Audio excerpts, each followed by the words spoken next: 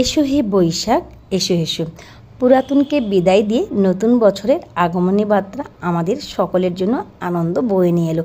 নতুন বছর মানেই আনন্দ, নতুন বছর মানেই খুশির উল্লাস। আসসালামু আলাইকুম প্রিয় দর্শক, আশা করি সবাই ভালো আছেন এবং সুস্থ আছেন।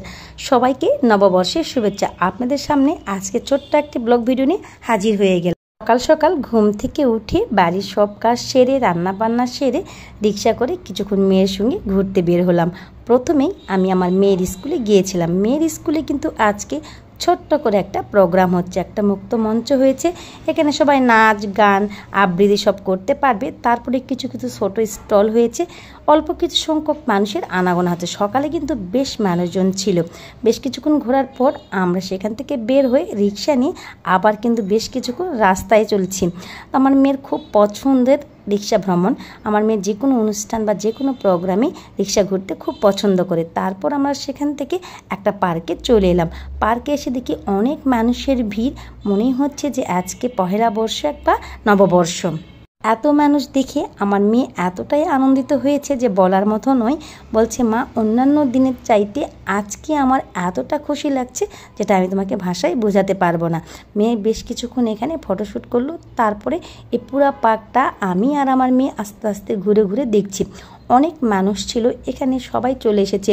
ছোট্ট একটা বাবু যেখানে বেলুনও কিনেছে, ছোট বড় সবাই চলে এসেছে। সবাই কিন্তু এখানে যে যার মতো করে আনন্দ করছে, সবাই হাঁটাহাঁটি করছে। এখানে আরও একটা সুন্দর দৃশ্য হলো, সুন্দর একটা পুকুর আছে।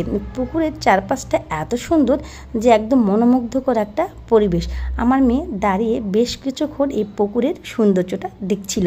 আমারও অনেকটা ভালো লেগেছে। আমি আর আমার মেয়ে বেশ কিছুক্ষণ এই পার্কের ভিতরে হাঁটাহাঁটি করছি।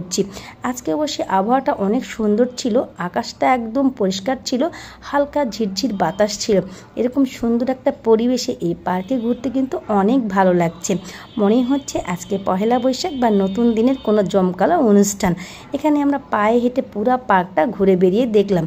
তারপর আমার মেয়েকে বললাম, মা চলো, এই যে ভিতরে দেখা যাচ্ছে কিছু রাইডস আছে সেখানে উঠি। আমার মেয়ে এখানে উঠতে রাজি হলো না, বললো, মা না, এত গরমে আমরা এখানে উঠবো না। তবে বাচ্চারা কিন্তু বেশ আনন্দ করছে এই রাইডসগুলোতে।